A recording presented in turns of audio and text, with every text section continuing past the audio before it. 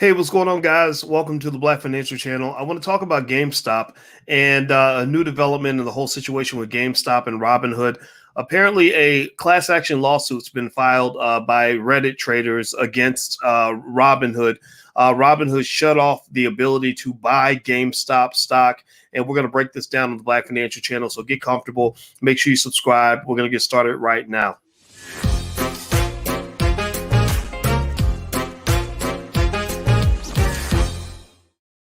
Hey, what's going on, guys? Welcome to the Black Financial Channel. That's theblackfinancialchannel.com. My name is Dr. Boyce Watkins, and I want to remind you that this platform is Black first, but we do talk about what's happening in the world because a lot of people are making money right now. A lot of Robinhood traders are making a ton of money from the trade of stocks like GameStop and AMC and all the chaos that's been going on. Give me a yes in the chat if you've been watching, if you've been following this story.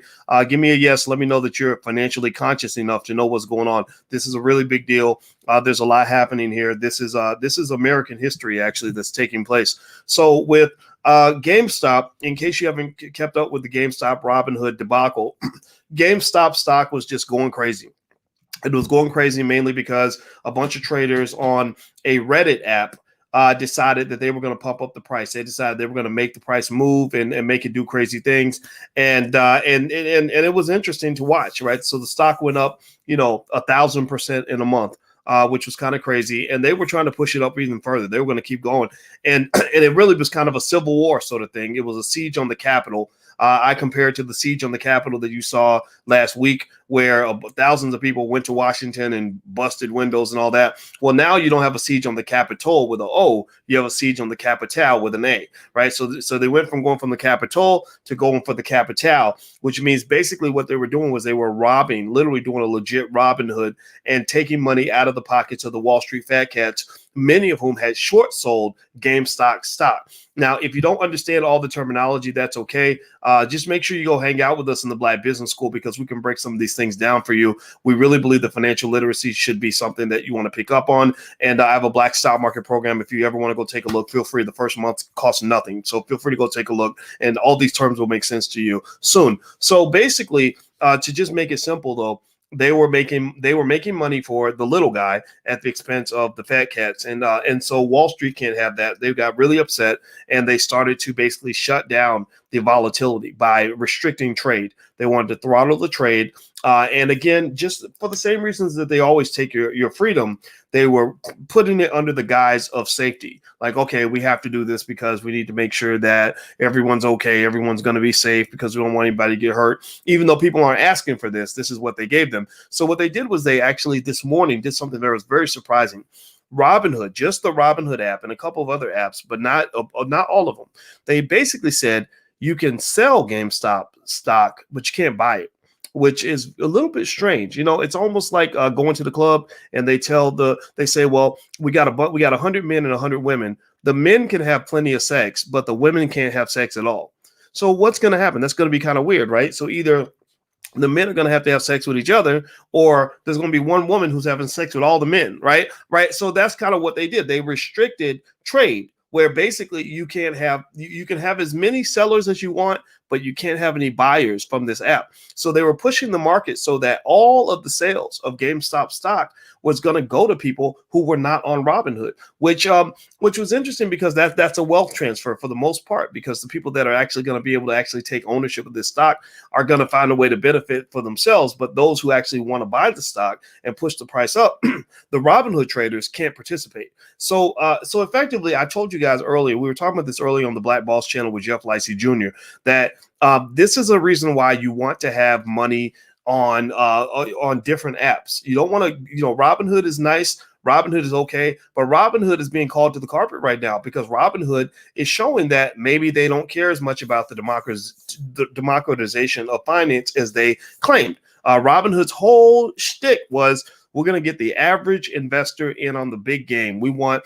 the little guy to make money like the big guy. We want Main Street to do as well as Wall Street. Well, when you get your opportunity to participate in one of the greatest wealth transfers or one of the greatest economic revolutions in history, and then you buckle like a punk, well, then that pretty much makes people call you a punk card. That makes them say, well, wait, okay, so you're really not about this the way you say you are.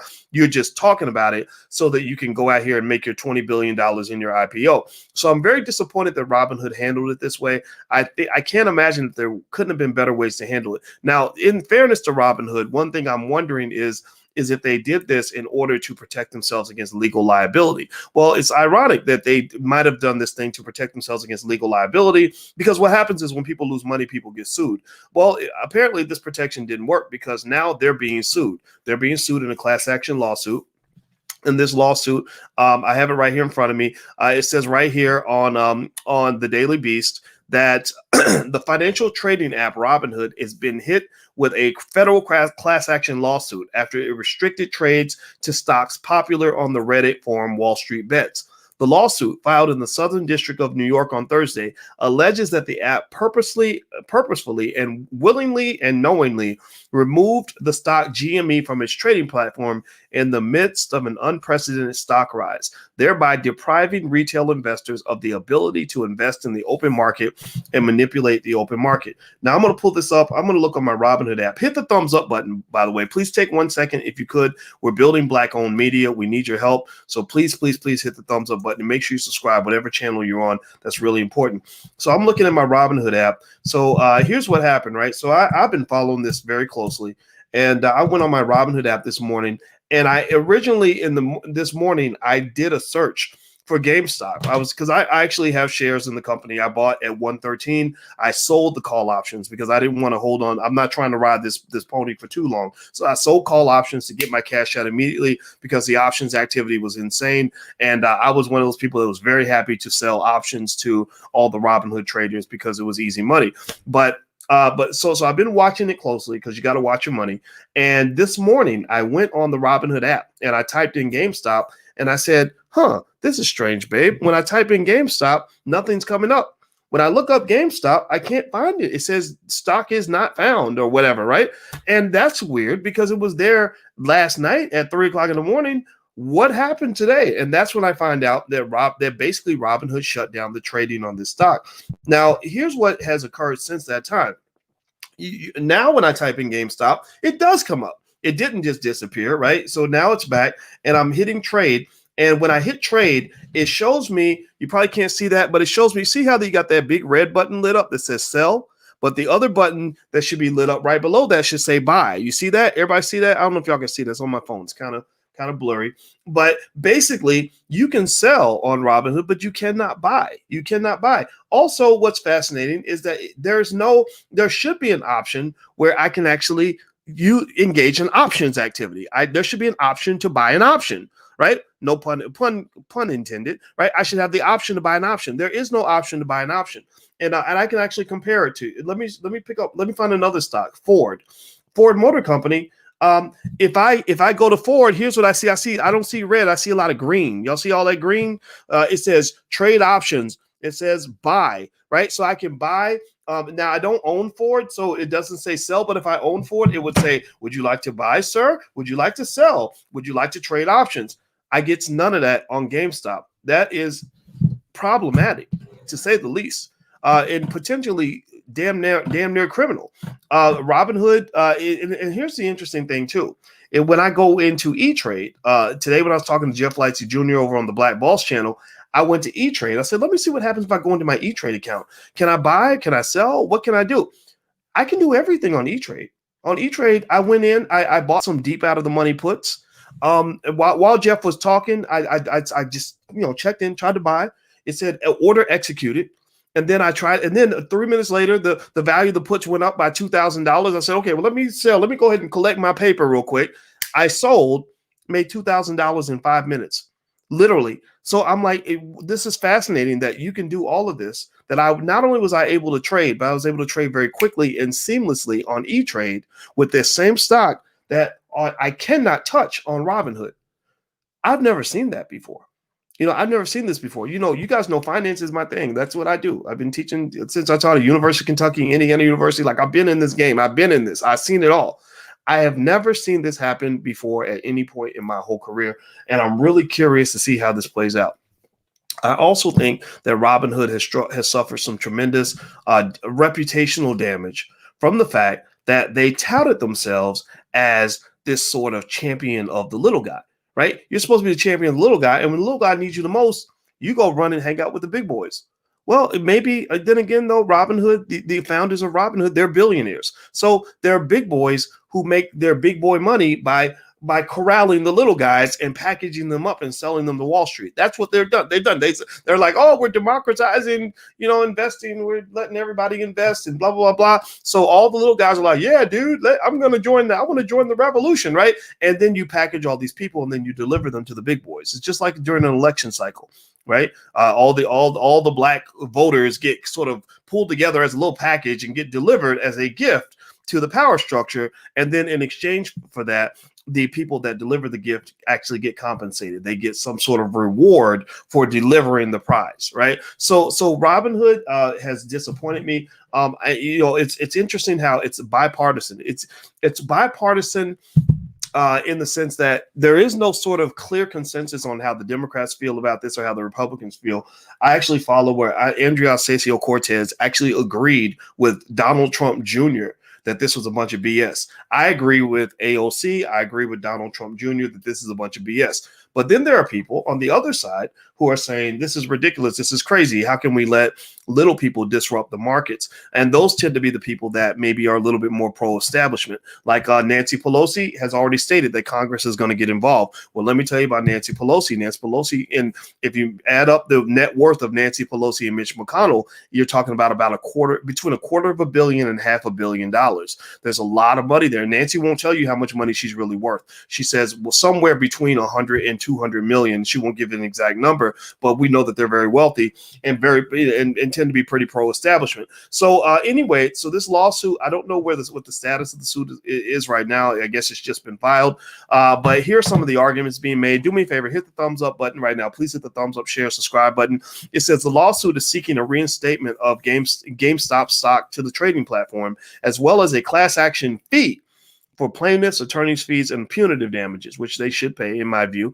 Another law firm, Chapman Albin, said in a statement Thursday that it was investigating claims on behalf of Robinhood users that were affected and suffered losses as a result of investing in GameStop or AMC. Quote, Robinhood appears to be up to the same old tricks, recruiting social media influencers to encourage individuals to sign up and fund a Robinhood account, and beginning purchasing shares of securities such as GameStop and AMC with no consideration as to the suitability of the purchases. Right. So they're basically, it seems like they're arguing that Robinhood is seeking to get people to jump in and start buying things without actually thinking about whether or not these are good things to buy. They're saying, come on, dude, let's go buy everything. Buy it all, dude. Revolution, dude. And they're getting them to buy into companies that people like me that really know what these companies are worth are like, holy crap, I didn't know if there was a person on earth willing to pay for that stock. They do know this is a zombie company with a dead business model, right? But it doesn't matter, right? It doesn't matter. And so to some extent, the benefit of all this extra money coming in from what they call uninformed investors, meaning people that didn't go get an MBA or didn't get a bachelor's degree in finance or whatever. The benefit is that it gives companies like AMC and GameStop an opportunity to move into the 21st century. The reason GameStop is struggling is because GameStop, to some extent, has become kind of the Blockbuster of video games. Like they're brick and mortar stores. Nobody's going to go to GameStop and buy a video game. You're going to download your game online. So who knows? Maybe these high valuations will allow these companies to issue shares to the public and get the capital they need to modernize and to survive. I know that AMC is extremely happy that its stock got pumped up because this is kind of a bailout. It's not like a traditional bailout. Traditional bailouts are when the government writes $1 trillion check and bails out a bunch of companies. This bailout was from the American people. It was from the guys on Reddit who maybe they like AMC because they're like, yeah, I remember when I went to see Star Wars in the movie theater and I want these movie theaters to survive. I think that's okay. I think that's actually a good thing. I think that where you got to be careful, though, is that you really are digging into the realm of severe speculation because there is no intrinsic inherent value for these assets. But then again, there's no intrinsic inherent value for the fiat currency that's in your pocket. There is no intrinsic inherent value that can really be described mathematically of the Bitcoin and the doggy coin, doggy, whatever that is, the coin that went up 200% or whatever that everybody's talking about. There is no inherent clear value. There's no reason these things should have the price that they have. But there is this thing called financial psychology. This is what I wrote my dissertation on. This is my thing. I love this stuff. And it's kind of this idea. It reminds me of Peter Pan. When they said to Pete, they said, Peter, do fairies exist? And they said, well, fairies exist if you believe that fairies exist. If you believe that they exist, then they exist.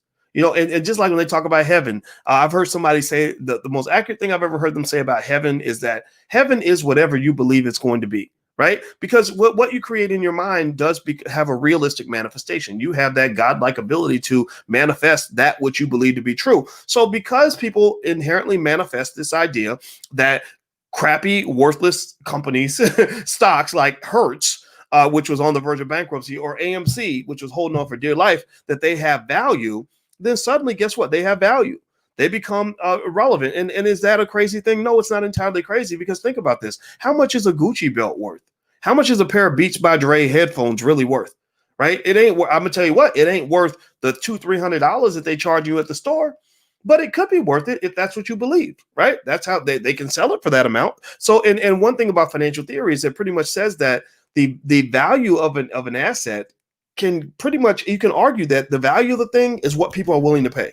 So if people are willing to pay $250 for Beats by Dre headphones, even though there's another pair of headphones of equivalent value that might sell for $50, well, then there's something there. There's like a financial magic that happens when people just believe in something. And right now, people believe in GameStop. Right now, they believe in AMC. Right now, they believe in they were for a few months ago, they believed in Hertz. Right now, they believe in Nokia. They believe in BlackBerry, and I think that that's a good thing.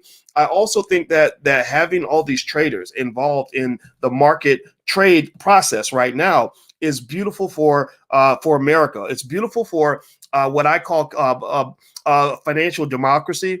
It's beautiful in the sense that there's nothing wrong with the capitalism that you have in this country. The problem with your capitalism is that it's very greedy and only the top 1% get to benefit from it. But if you were to just simply become a little less of a greedy bastard and share some of that massive wealth that you're making with everyone else, meaning open the door where we encourage millions of people to become investors, then guess what? You still have capitalism. You still have owners of capital that are making money from the capital, hiring workers, all that stuff.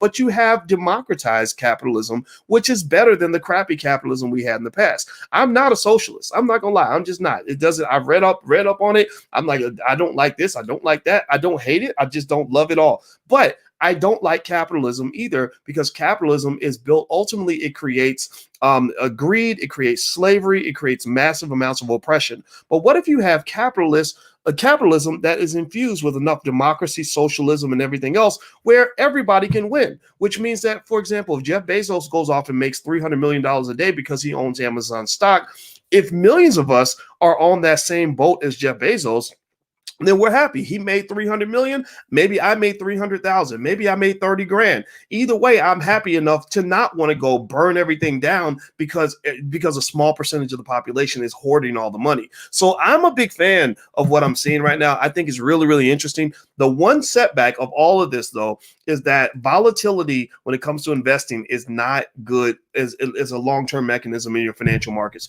You don't want to have markets that are just going up and down like crazy like that. And I think that that's something that has to be tempered, has to be dealt with. That's because if you don't, you're going to have a Great Depression. You're going to have a 1929 all over again, or a dot-com bubble all over again. Because remember, when stocks get pumped up real fast, somebody gets hurt when the pumping's over. Like, so for example, today it was announced that a company out in Korea, they were so ecstatic that GameStop stock had been pumped up like this that they literally said, "Oh, we out. We're going to get our money and run." And so basically this company had bought a stake in GameStop worth about $3.5 million years ago. And they sold that stake for over $1 billion. So they took their billion and they ran. And what that does is that creates a downward pressure on the stock so that when the party's eventually over, a lot of people are going to be left holding the bag where you spent $350 on this stock and it's only worth $20 now. I don't want that to happen to you. So that's why I'm just telling you to be really, really careful. Okay. So anyway, that's about it. I'm going to go on. I got to go take me a nap. I'm real tired. If you're interested in taking a look at the Black Wealth Bootcamp, we meet tonight at 8:00. We're going to do wills and trusts and estate planning. The Black Wealth Bootcamp is a very popular program. It has a lifetime membership for your whole family. Everything's recorded. You have access to all future boot camps. You have access to a private Facebook group. So if you want to join us for tonight's session, you can definitely go to blackwealthbootcamp.com. So write that down if you want to join us. And also the Women of Wealth Weekend hosted by Lene Javette starts on the 30th. So if you'd like to join that as well, there's womenofwealthweekend.com. So feel free to go take a look. I said July 30th. See, that means I'm sleepy. I meant to say January 30th, but all the J's start looking alike. So if you could, please hit the thumbs up button, share, subscribe button, and have a good day. And I'll check back in on this a little bit later, and I'll keep you guys posted on what's going on. So take care. Love you. Have a good day. See you soon. Peace.